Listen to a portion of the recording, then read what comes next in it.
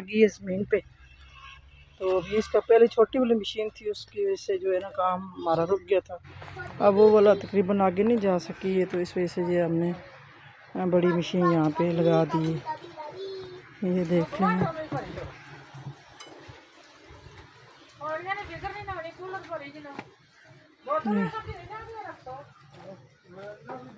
ये इसके पाइप शाइप भी काफ़ी बड़े बड़े हैं। ये देखें, ये